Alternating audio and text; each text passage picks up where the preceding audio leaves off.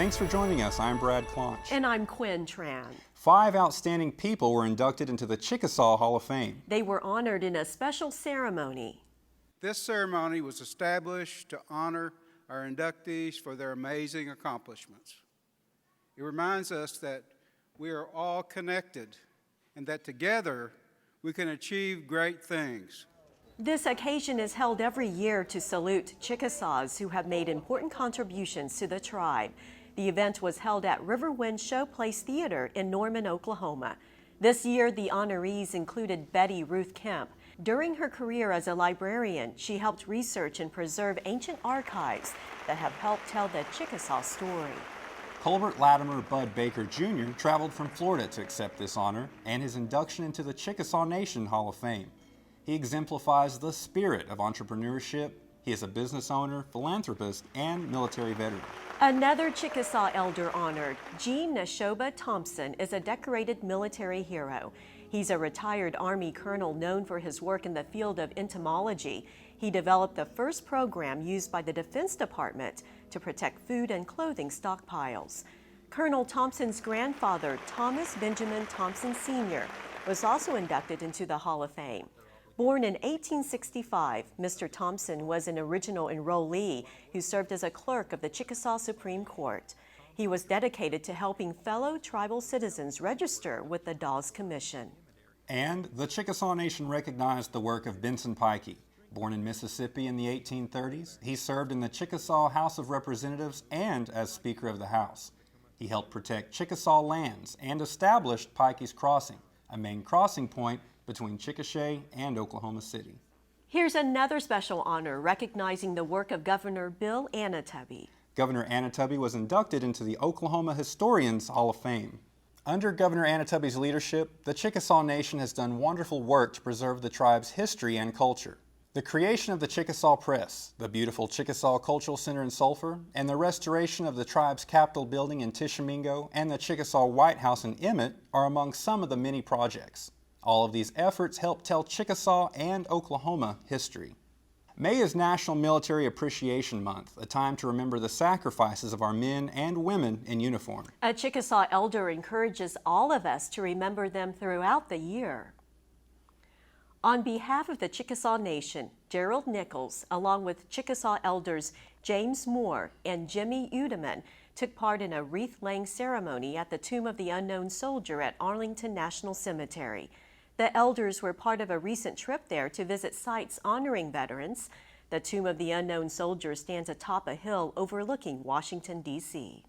I'm just about eye height with the top of the monument. I'm looking out over that. And about that time it hit me what I was doing, and it's kind of amazing.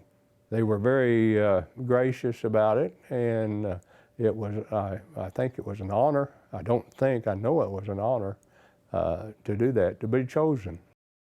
Gerald Nichols says he'll never forget that occasion and hopes to make another trip there soon. Mr. Nichols is a retired Air National Guard veteran. This annual recycling event had a huge turnout at the Chickasaw Nation Reuse Center in Ada. Crews collected and shredded more than 15 tons of paper materials. Area families and businesses were able to drop off paper to be shredded to avoid identity theft and to help with recycling efforts. Whether it's junk mail or legal documents and having it shredded and disposed of properly, we're open to businesses. We've had one of the local dealerships that brought 4 truckloads already. Organizers encourage recycling paper materials rather than sending them to landfills where space is becoming limited. Get set, go! The race was on. It's a diaper dash. Babies and their parents were part of this fun day at the 12th annual Chickasaw Nation Children's Fair. The fair had all kinds of kid-friendly things to do, inflatable slides, a petting zoo, and other games and activities. The Children's Fair is a free event with an important message. Children are our most precious resource. This annual event also raises awareness to the issue of child abuse. It happens in small communities, not just the major cities. But more importantly, we want to encourage that interaction between the parents and their children, and do that interaction in a very safe, fun environment like this. The Children's Fair is popular with area families. Organizers estimate about 2,000 people attend every year. That's such a great event for families, and it puts children first. And every child needs someone to nurture and encourage them. A Chickasaw elder has spent his entire career doing that, caring for kids from toddlers to teenagers. William Harrison is no stranger to the classroom. He spent his entire career in education and coaching. The Chickasaw elder is superintendent of Justice Schools, located in Wewoka, Oklahoma. We're a small school. We're predominantly Native American. We have 85% Native American. He came to Justice Schools in 1972, teaching 3rd and 4th grades. And every year since then, he's added other job duties. My wife and I are here at 6:15 every morning for the kids who have to be dropped off early. And with the after-school program, we leave about 5:30 every day. So we put in some long days, and some of the teachers do about the same. The sunset is, you do whatever you have to at a small school. A small school, you can't do just one thing. Some days I can be the secretary. I can answer the phone. I just don't tell them that's me. I'm answering it for.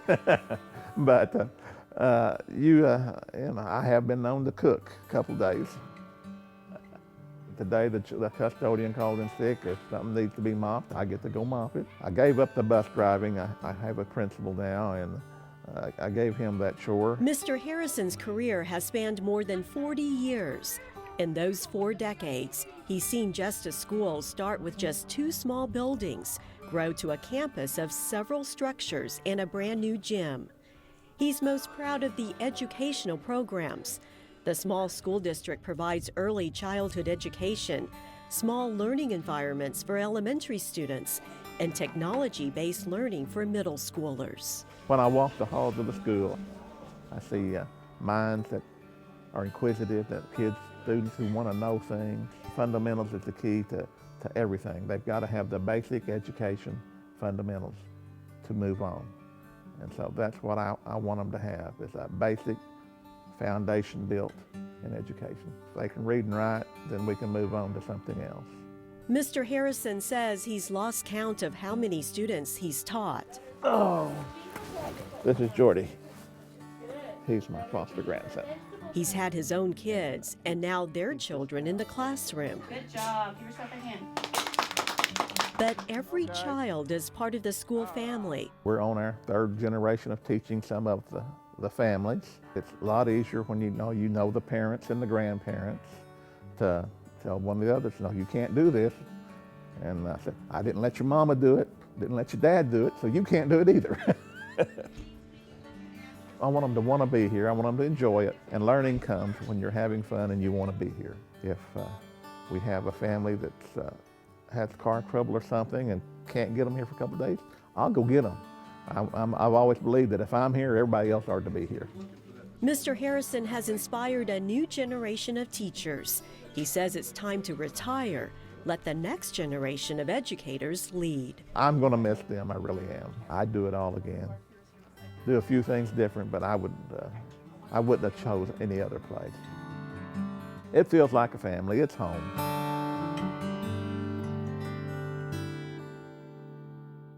Mr. Harrison just finished his last school year this month, so he's officially retired. His wife, who works in the school office, plans to retire in the coming months, so both of them can enjoy time together. And they've both been so dedicated to Justice Schools, and we congratulate them on their retirement. We end this episode of CNTV with a day in history. The date, May 26, 1736, the Battle of Ackia, was a turning point in Chickasaw political history. The French wanted to control trading routes along the Mississippi River. To do that, the French, along with its native allies, planned a major land assault on the Chickasaws. And to their surprise, they could not defeat the Chickasaws. The Chickasaws were well prepared to defend their land and their tribe. Learn more about that day in history. Hear from historians about the Battle of Ackia on Chickasaw.tv. We'll see you next time here on CNTV.